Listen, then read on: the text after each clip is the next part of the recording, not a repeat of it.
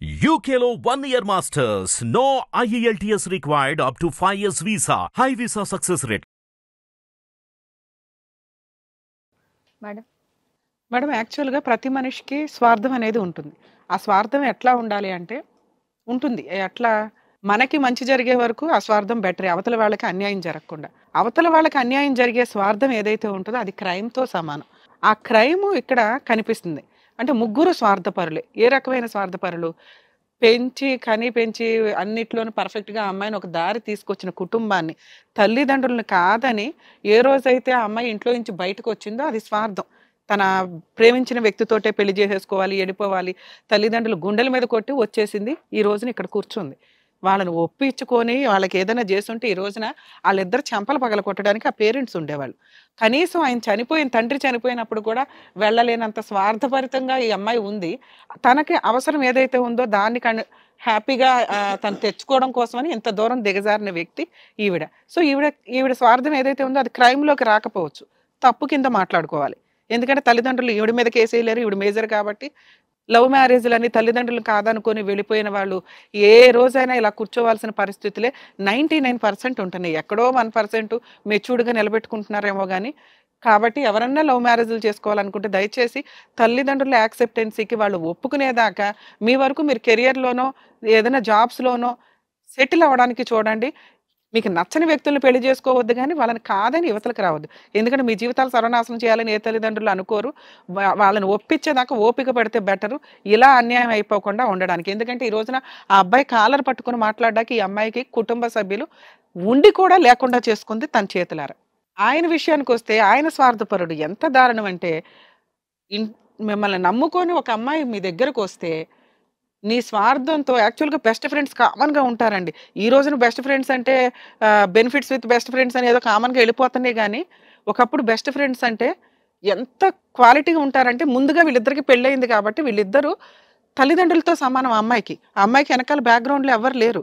ఆ పిల్లకి ఏదైనా మంచి సంబంధం చూసి పెళ్లి చేయాలన్నా వీళ్ళకున్న ఏజ్‌కి వీళ్ళు గొప్ప వ్యక్తుల కిందే లెక్క. వీళ్ళు ఉండి ఆ అమ్మాయికి ఓ మంచి సంబంధం చూసి పెళ్లి చేయాల్సిన పాత్రలో ఉండి స్వార్థంగా ఒక కన్నేసిన వ్యక్తి అనమాట అతను. ఆ స్వార్థం ఎంత దారుణంగా ఉందంటే 2 ఇయర్స్ నుంచి అనేది ఫిజికల్ రిలేషన్ అండి. అంతకు ముందు నుంచే వాడికి కన్నుంది ఆ పిల్ల మీద. ఆ అమ్మాయికి ఎవరు లేరు కాబట్టి ఆ అమ్మాయి స్వార్థం గురించి తర్వాత మాట్లాడదాం. ఈయన విషయానికొస్తే రెగ్యులర్‌గా ఆ పిల్ల ఏ హాలిడేస్ వచ్చినా వీళ్ళింటికే వస్తది. వీళ్ళింట్లోనే తిరిగిద్ది. ఆ పిల్లకి చీమ చిటుకు కన్నా షేర్ చేసుకుంటున్న ఒక వ్యక్తి, ఒక భయంకరమైన సహజంగా ఉన్న ఒక దేవుడు లాంటి ఫ్రెండ్ అన్నట్లు. అన్ని షేర్ చేసుకుంటున్న అమ్మాయి, ఆ పిల్ల ఎంత మెచ్యూర్డ్‌గా ఉండాలి? ఈ అమ్మాయి కాపురం నిలబెట్టాలి అంటే అతనుకున్న అనుమానాలను క్లియర్ చేయాల్సిన వ్యక్తి ఆ అమ్మాయి. అలాంటిది వాళ్ళ ఇంట్లోకి వచ్చి వాళ్ళ ఇంట్లో తిండి తింటూ వాళ్ళ ఇంట్లో ఉంటూ మధ్యలో నీ హాలిడేస్ అన్ని వీళ్ళ ఇంట్లోనే నడుస్తున్నాయిగా. ఆల్రెడీ మీ ఇద్దరు ట్రాప్ చేసుకుంటే ఎట్లాగా? నా ఫ్రెండు అనుకుని ఆ అమ్మాయి డోర్ తీసి పిలిచింది అంటే తనకంటే ఎక్కువ ఇంపార్టెన్స్ నీకు ఇచ్చినట్టు. ఇంకెవరిని ఒక స్త్రీ రానివ్వదమ్మా. ఎందుకు రానివ్వదో తెలుసా? ఎందుకు భర్త అనవసరంగా కన్నేస్తే తలనొప్పి అని. బెస్ట్ ఫ్రెండ్ని ఎందుకు రానిస్తారో తెలుసా? నమ్మకం. ఆ నమ్మకం పోయింది ఇక్కడ. నీ స్వార్థం ఎట్లా ఉందంటే నా బ్యాక్‌గ్రౌండ్‌లో ఎవరు లేరు కాదు. నీ బ్యాక్‌గ్రౌండ్ వీళ్ళిద్దరే. వీళ్ళిద్దరూ నీ మంచి ఏదైతే కుటుంబం అంటున్నావో అటువంటి కుటుంబాన్ని ఇవ్వాల్సిన వ్యక్తుల్ని నువ్వు మిస్‌యూజ్ చేసి నిన్ను నమ్ముకున్న అమ్మాయికి వెన్నుపోటు పొడిచి చాలా దారుణమైన రిలేషన్‌కి, చాలా గొప్ప రిలేషన్‌కి దారుణమైన నమ్మక ద్రోహం చేసావు నువ్వు. ఇప్పుడు అసలైన అనాథ ఈ అమ్మాయి. ఇప్పుడు నువ్వు నిజంగా అనాథవి. ఎవరు లేరని అన్నావు చూడు. తల్లిదండ్రులు ఉండొచ్చు, ఉండకపోవచ్చు. ఎందుకంటే పరిస్థితులు అట్లా ఉన్నాయి. కోవిడ్‌లో బోలెడు మంది వెళ్ళిపోయారు. ప్రతి ఒక్కళ్ళలో 90% జనాలు కుటుంబంలో ఒకళ్ళు అనాథలు అవుతూ వచ్చారు. కోవిడ్ అంతమందికి అన్యాయం చేసింది. నువ్వేంట్రా బాబు అంటే ఉన్న వాళ్ళని చంపుకున్నావేంటి తల్లి? బెస్ట్ ఫ్రెండ్స్ రిలేషన్‌ని డ్యామేజ్ చేసి పడేసావు. ఏమనుకుంటున్నారు మీ ఇద్దరు స్వార్థంతో? నువ్వు చేసిన పనేంటో తెలుసా? ఆహా, ఇక నన్నేమో అనొద్దు, నా బెస్ట్ ఫ్రెండ్ కదా, ఇవాళ కాకపోతే రేపైనా యాక్సెప్ట్ చేయకపోద్దా? వేరే ఆప్షన్ లేదు. ఆ పిల్లకి కూడా వెనకాల ఎవడం మాట్లాడేవాళ్ళే లేరు కాబట్టి. ప్రెగ్నెన్సీ తెచ్చేసుకుంటే ఏమీ మాట్లాడదు. లీగల్‌గా వెళ్ళిపోతే ఆ అమ్మాయికే లాసు. ఎందుకంటే ఆయన నాకే ఓటేస్తున్నాడు కదా, నాతోనే ఉంటానంటాడు. నోరు మూసుకొని అడ్జస్ట్ అవుతుంది అని నువ్వు స్వార్థంతో ఆలోచించింది నీ గొయ్య నువ్వు తవ్వుకున్నావు తల్లి. చాలా దారుణమైన క్యారెక్టర్‌లెస్‌తో సమానం. ఎవరైనా ఒకళ్ళని లవ్ చేస్తారు, మోసపోతారు. అలా లవ్ చేసి నువ్వు మోసపోయి ఇప్పుడు ప్రెగ్నెన్సీగా ఉంటే నిన్ను ఇలా తీసుకెళ్లి పోలీస్ స్టేషన్‌లో కేసు ఫైల్ చేయిస్తే వాడు జైలుకి వెళ్ళేవాడు. కానీ నువ్వు వీళ్ళింట్లోకి ఉండి అన్నీ తెలిసి ట్రాప్ చేసి నువ్వు కావాలని ఫిజికల్ రిలేషన్స్ పెట్టుకున్న విషయం. ఇలాంటి విషయంలో అతను నిన్ను మోసం చేసినా నువ్వు కేసు వేయడానికి లేదు. ప్రెగ్నెన్సీ వచ్చేసిందండి, నన్ను రేప్ చేశాడండి, నన్ను నమ్మి ఇచ్చాడండి, పెళ్లి చేసుకుంటానన్నాడండి, పోలీసులు నన్ను రక్షించండి అంటే ఎవడో రక్షించడు. లా అండ్ ఆర్డర్ అనేది అన్యాయం జరిగిన వాళ్ళకి కానీ అన్యాయం చేసిన వాళ్ళకి కాదు. మిస్యూజ్ చేసుకుంటానంటే కుదరదుగా, పో అవతల పో అంటారు. అప్పుడు మీరు తిట్టుకునేది లా అండ్ ఆర్డర్ని. అమ్మమ్మో ఒక అబ్బాయి నన్ను మోసం చేసేస్తే నాకు కేసే తీసుకోలేదండి అని. ఏ రకంగా తీసుకుంటారు? నీకు వీళ్ళ స్టోరీ తెలియదా? వీళ్ళెవరో నీకు తెలియదా? ఆ అబ్బాయి నీ ఇంటికి ఎందుకు వస్తున్నాడో తెలియదా? తాగొచ్చి డోర్ కొట్టినప్పుడు ఆల్రెడీ అతను చెప్తున్న ఎలిగేషన్స్ అన్నీ రాంగ్. అమ్మాయి ఫోన్లు మాట్లాడుతుంది అనేది రాంగ్, ఎందుకంటే ఎవరితో మాట్లాడుతుందో నీకు తెలుసు. ఆ అమ్మాయి వంట చేయట్లేదు అనేది రాంగ్, ఆ అమ్మాయి పుట్టింటికి వెళ్ళింది అనేది రాంగ్. అన్నీ తెలిసి నువ్వు డోర్ ఓపెన్ చేసావు అంటే నువ్వు ఆ అమ్మాయిని చంపడానికి ప్రయత్నించినట్టు లెక్క. ఆ పిల్లకి జీవితమే పోయిందంటే చచ్చిపోవడంతో సమానం. నమ్మి 7 ఏళ్ళు కాపురం చేయడం అంటే మామూలు విషయం కాదు ఈ రోజుల్లో. అలాంటి కుటుంబంలో నిప్పులు పోసావు నువ్వు. నీకేం న్యాయం చేయాలి ఇక్కడ? లా అండ్ ఆర్డర్ న్యాయం చేయదు, నేను ఎక్కడ చేసేది? లాస్ట్లో మాట్లాడతా. నానా ఎవరమ్మా నువ్వు? లవ్వర్వా, హస్బెండ్వా, మంచి సిటిజన్వా, క్రిమినల్వా? చెప్పు ఒకసారి. క్రిమినల్వి నువ్వు. నిన్ను నమ్ముకొని వచ్చిన లవర్ ఎవరైతే ఉన్నారో ఆ అమ్మాయికి ఏ రోజు నువ్వు ప్రాపర్గా న్యాయం చేయలే. ఒక అనాథగా ఉన్న పిల్లని వాడేసుకొని ప్రెగ్నెన్సీ తెచ్చి భార్య ఎందుకు ఒప్పుకోదనే విషయంలో ఉన్నావు కాబట్టి నువ్వు లవర్గా పనికిరావు. అసలు లవర్ అనే ముద్ర పనికిరాదు నీకు. చీటర్ అనమాట, అమ్మాయిలను వాడుకునే చీటర్ కింద లెక్క నువ్వు. మంచి హస్బెండ్వా కానే కాదు, నిన్ను నమ్ముకొని 7 years ఒక అమ్మాయి కాపురం చేస్తే ఆ అమ్మాయి మీద పాలోడు వచ్చినప్పుడు వంగి చూస్తుందండి, వంపులు చూపిస్తుందండి అంటున్నావు. ఎంత దారుణమో తెలుసా? ఆ అమ్మాయిని నువ్వు వదిలించుకోవడానికి, ఆ అమ్మాయిని ఒక చక్రంలో బంధించడం కోసం నువ్వు చేసిన ట్రాప్ ఇదంతా. మేము ఎంత అడుగుతున్నా నువ్వు చెప్పలేకపోతున్నావు, ఎందుకంటే క్రియేట్ చేసుకొని వచ్చిన మాటలు ఇవన్నీ. ఈ పిల్ల ఇక్కడ ప్రోగ్రామ్ పెట్టింది, ఈ ప్రోగ్రాంలో నేను వాళ్ళని నమ్మిచ్చేయాలి. ఏం నమ్మించాలా? ఆల్రెడీ కొన్ని డైలాగులు అక్కడ చెప్పావు కదా. ఫోన్లు మాట్లాడుతుంది, తీస్తే ఫోన్లు లేవు, ఆ పిల్లతో మాట్లాడుతుంది, ఇద్దరు ఒప్పుకుంటున్నారు. ఆ విషయం నీకు తెలుసు. ఆ అమ్మాయి ఇంటికి పుట్టింటికి వెళ్ళదన్న సంగతి నీకు తెలుసు. అయినా ఆ పిల్లకి ఆ విషయం చెప్పి ఫిజికల్ రిలేషన్ పెట్టుకున్నావు. ఇక్కడ మాకేదో స్టోరీ చెప్పాలి కాబట్టి, ఆ పిల్లని హింసించాలి కాబట్టి ఆ పిల్లని రోజు నువ్వు అన్నం వండట్లా, నీళ్లు పెట్టట్లా, నన్ను పట్టించుకోవట్లా. ఏం పట్టించుకోవాలి? ఇంట్లో పిల్లని పట్టించుకోవాలా, నిన్ను పట్టించుకోవాలా? ఆ అమ్మాయి అన్నీ చేస్తానని చెప్తుంది. నాకు భర్త తప్ప ఇంకెవరండి, నేను అతనికి కాకపోతే ఎవరో చేసుకుంటాను అంటుంది. అంత అంటుంటే మాకు తెలియదా? వండిద్దా వండదా ఆ పిల్ల ఇంట్లో? వండిద్ది మేడం. మరి ఎందుకు అబద్ధం చెప్పావు ఇక్కడ? ఆ పిల్లని ట్రాప్ చేయడం కోసం ఈ పిల్లని వెళ్ళని చేస్తూ రోజు హింసించుకుంటూ కూర్చున్నావు. ఎందుకంటే మీరిద్దరు కలిపి ఆ ఇంట్లోకి రావాలి మళ్ళీ ఏదో రకంగా. నీ మొఖానికి వేడి నీళ్ళు పెట్టలేదా? ఏం చేద్దాం అనుకుంటున్నావు? ఆ పిల్లని ఏం చేద్దాం అనుకున్నావు, ఈ పిల్లని ఏం చేద్దాం అనుకున్నావు? కాసేపేమో ఆ పిల్లని పెళ్లి చేసుకుంటానంటావు, ఇప్పుడేమో ఇద్దరు కావాలంటావు. 4 బీగితే ఇద్దరు వద్దంటావు. ఇక్కడ ఒక పిల్ల ఉంది, లీగల్ ప్రొసీడింగ్స్ మాట్లాడితే ఆ అమ్మాయి కేసు ఎందుకు వేయలేదో చెప్పా, అవునా? అవును మేడం.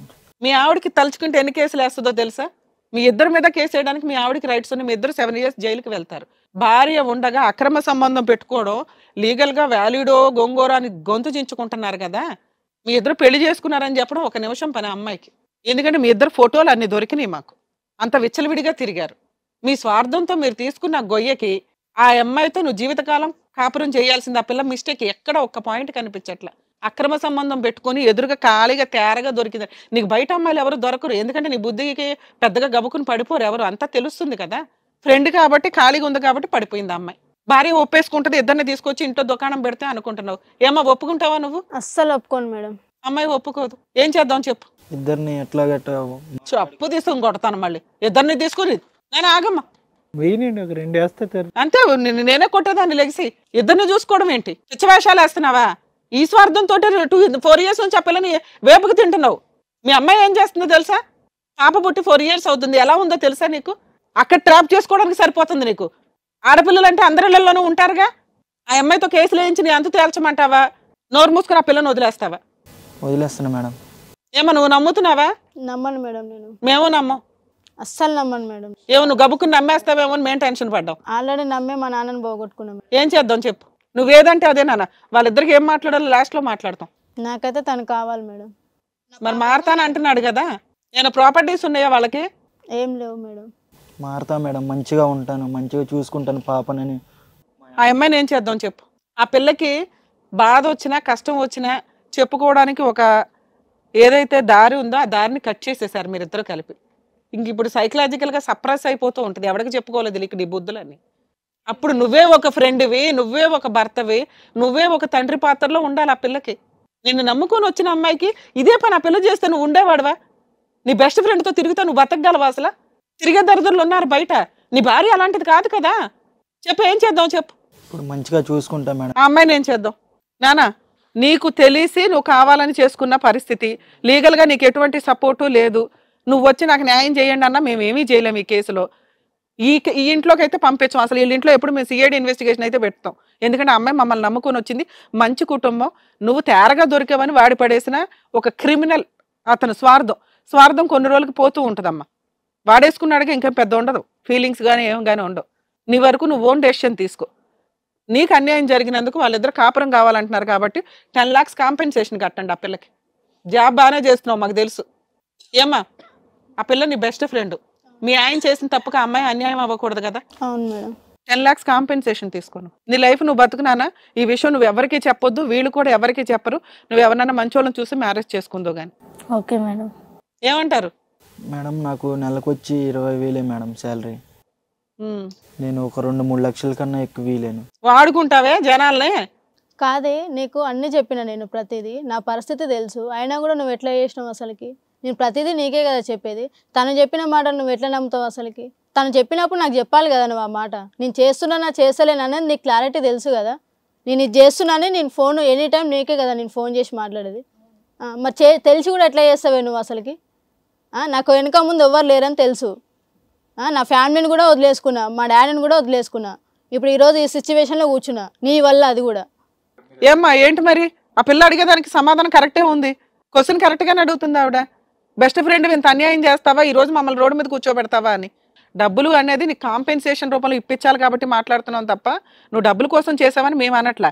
ఎందుకు చేసావని నీ ఫ్రెండ్ అడుగుతుంది. సమాధానం ఏంటి నీ దగ్గర? ఇప్పుడు నీ వల్ల నేను ఎక్కడ పోవాలి చెప్పు?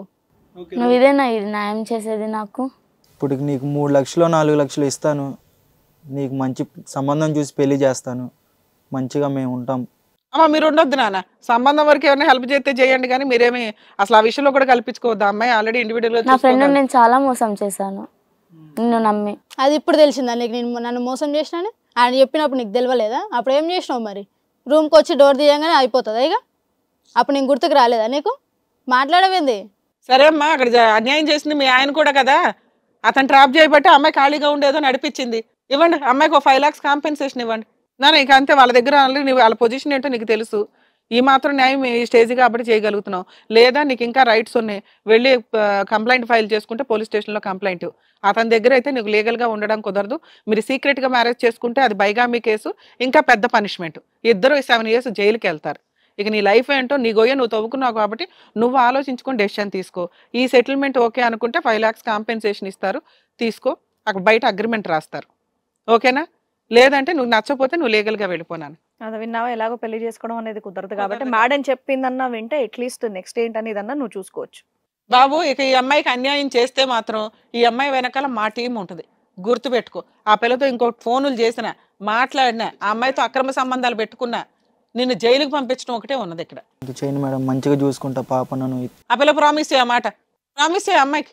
ప్రామిస్, ఇంకా నిన్ను మంచిగా చూసుకుంటా, నేను పాపను నిన్ను మంచిగా చూసుకుంటా. ఏమ్మా ఇక్కడ నీ భర్త కావాలని వచ్చావు, మేము మ్యాక్సిమం ఎంత చేయగలమో అంత చేసాం. చిన్న తప్పు చేశాడని ఎక్స్క్యూజ్ చేసుకో. ఆ పిల్లకి ఏమి న్యాయం చేయాలో అవి రాసి వెళ్ళండి, సరేనా? బయలుదేరండి, వెళ్ళండి. వెళ్ళమ్మా.